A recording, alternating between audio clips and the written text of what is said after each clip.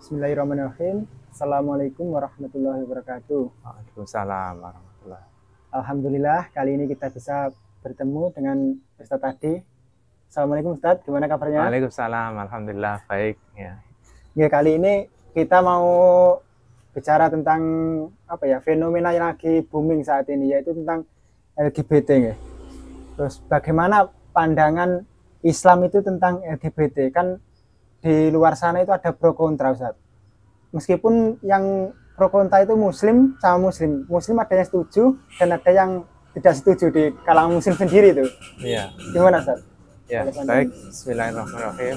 Jadi jelas ya, LGBT itu diharamkan dalam Islam. Itu tidak ada khilaf ya sebetulnya ya. Jadi ketika itu diawali kaum Lut ya Allah sudah memperingatkan kan begitu ya. Bahkan Rasulullah itu dalam satu hadisnya menyampaikan bahwa orang yang terlibat LGBT itu hukumannya tidak ada lagi, harus dibunuh ya. Kenapa seperti itu ya, kita bisa memahami karena LGBT itu sebetulnya sebuah tindakan kriminal menurut Islam, karena dia menyimpang dari fitrah manusia yang dia itu tularkan kepada yang lain. Nah, ini yang harus dipahami. Jadi sebenarnya tidak ada khilaf ya di kalangan para ulama ya terkait dengan keharaman LGBT. Nah, kalau kita lihat kenapa ada kaum muslimin yang justru membela, nah ini juga pertanyaan besar ya, apa dasarnya itu ya?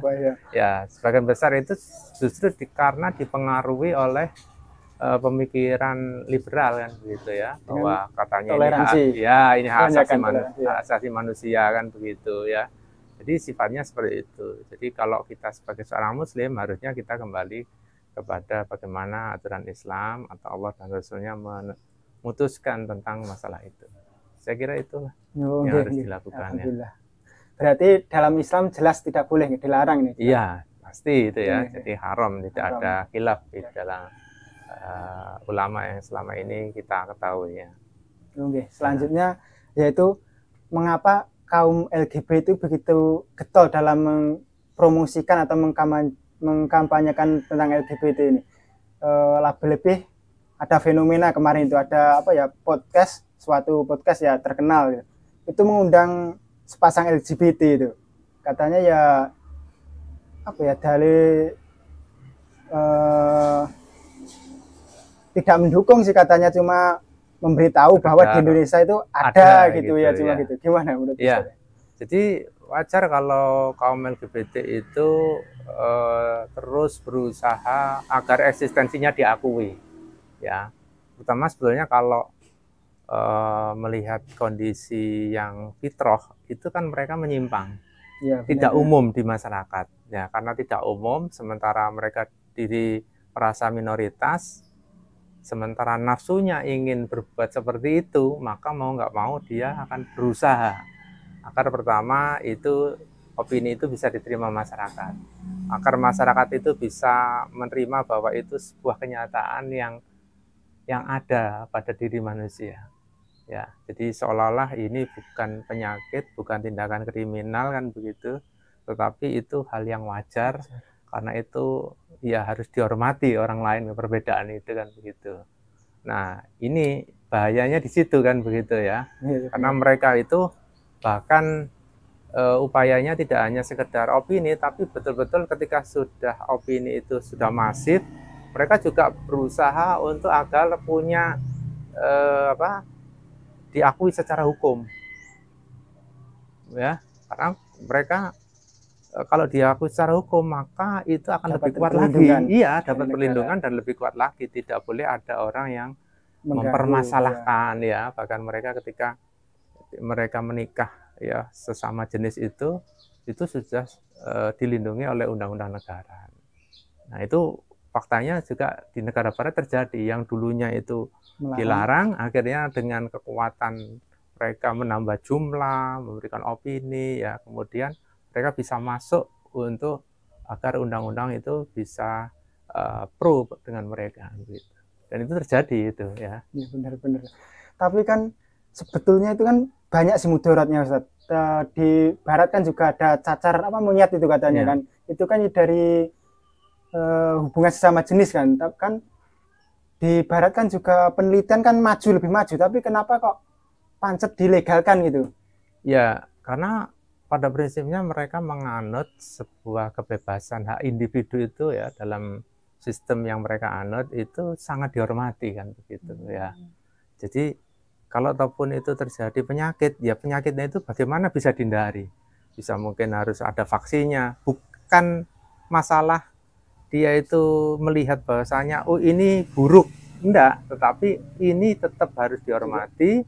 Dijalankan. Ya, iya bisa boleh dijalankan karena itu hak individu. Kalau ataupun eksesnya ternyata ya walaupun itu masih diteliti eksesnya itu ada penyakit, ya penyakitnya ini yang bisa dihindari kan begitu ya. Berarti di sana itu mencegah penyakitnya bukan mencegah penyebabnya apa gitu. Betul ya, karena mereka dari sistem kehidupan mereka itu sangat menghormati hak individu ya, yang dianggap itu sesuatu hal yang esensial dalam kehidupan. Tapi Islam kan tidak mengatur seperti itu ya. Jadi kita itu memang harus mau diatur dengan hukum Allah karena kita yakin bahwa hukum Allah itulah yang terbaik buat kehidupan manusia. Gitu.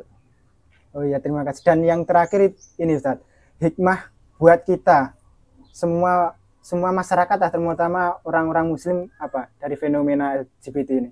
Ya, baik. Kalau kita ambil hikmahnya dari keluarga, ya berarti kita harus paham ya bahwa fenomena itu ada di tengah masyarakat. Oleh karena itu kita harus membekali keluarga kita, terutama anak-anak kita itu pemahaman terkait dengan fitrah manusia ya, jangan sampai itu menyimpang ya. Berarti artinya mulai sejak dini, sejak kecil itu ya dikenalkan mainan lingkungan yang sesuai dengan fitrahnya dia. Laki-laki bagaimana, wanita bagaimana kan begitu. Nah kemudian juga harus selektif ya, bagaimana memilih teman ya. Karena belum tentu teman yang kelihatannya baik kan begitu ya, itu ternyata juga ada fenomena di mana kemarin ada yang kena LGBT itu ya ternyata temannya itu dosen ya, dosen yang mungkin bertandang kelihatan baik ya, akhirnya diterima keluarga ternyata itu LGBT juga gitu ya, homo juga kan begitu. Nah ini perlu menjadi perhatian karena sekarang persoalannya itu kalau kemarin mungkin kita hanya konsentrasi agar orang itu anak itu tidak berbuat zina ya dengan lawan jenisnya, ini juga harus konsentrasi lagi gitu ya, agar bagaimana pergaulan sesama jenis itu pun juga harus diperhatikan kan begitu. Nah yang kedua, kalau kita melihat dari getolnya ataupun ambisi mereka kaum LGBT untuk eksistensi mereka itu akan diakui, maka ini hikmahnya besar buat kita, terutama penyuruh kebaikan ya, pengemban dakwah. Kenapa? Kalau mereka saja itu arahnya itu menuju kepada kemaksiatan, menuju kepada nerakanya Allah. Nah, harusnya kita juga sebagai penyuruh kebaikan, pengemban dakwah yang menuju kepada ridhonya Allah, surganya Allah, juga harus sebandingan begitu, atau malah lebih harusnya kan gitu ya, lebih kita lagi untuk melakukan atau menyuruh manusia untuk kebaikan agar tidak terhindar, khususnya tidak terhindar dengan fenomena LGBT atau secara umum orang agar bisa mau menerapkan syariat Islam secara kafah dalam bingkai khilafah Rasyidiyah ya. Saya kira itu mungkin yang bisa kita ambil hikmahnya. Oke, terima kasih, alhamdulillah. Berarti ini penyakit bukan bawaan lahir atau apa gitu ya? Iya. Jika orang itu sudah kena, apa bisa diterapi atau gimana ini? Ya, memang kalau fenomena sekarang ketika tidak Islam belum ditegakkan, ini kan seolah-olah kita menghendaki adanya suatu rehabilitasi kan begitu. Iya. Ya, padahal kalau Islam itu tegak, hukum-hukum Allah ditegakkan, ya memang nggak ada cara lain, ya memang hukumannya harus dibunuh memang gitu ya. Itu hukum Allah memang. Untuk memberikan efek jera gitu. Betul. Ya? Nah, tapi bedanya ketika Islam tegak, maka seluruh pembinaan di dalam pendidikan di sekolah itu diajarkan dan itu diatur betul. Kemudian di tengah masyarakat juga diatur betul agar hal-hal yang mengarah kepada LGBT atau homo dan lesbian itu dihindarkan kan begitu. Jadi nggak bisa sekarang itu memang penerapan hukum Islam itu harus secara kafah ya. Jadi tidak bisa sepotong sekarang misalnya ada orang LGBT terus ada sekelompok orang mau membunuh gara-gara ya alasan itu pelanggaran HAM jadi. Iya.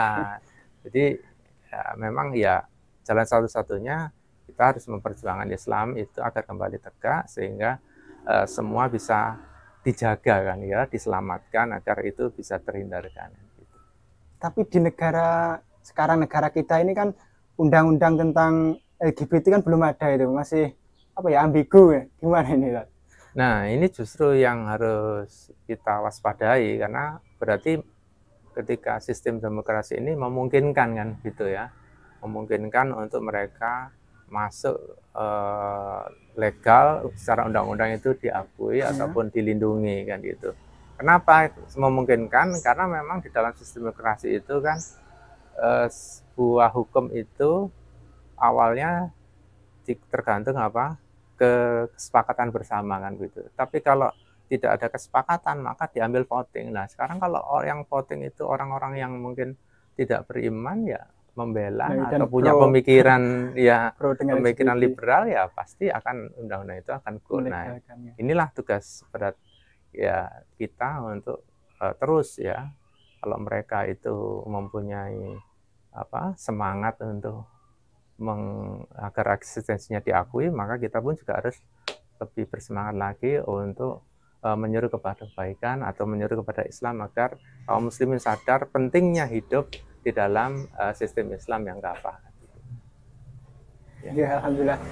Ya, udah ya ini ya, cukup baik dari saya dan Ustadz Adi ini. Semoga ini bisa bermanfaat bagi kita semua dan bagi pendengar At-Tafsir Channel.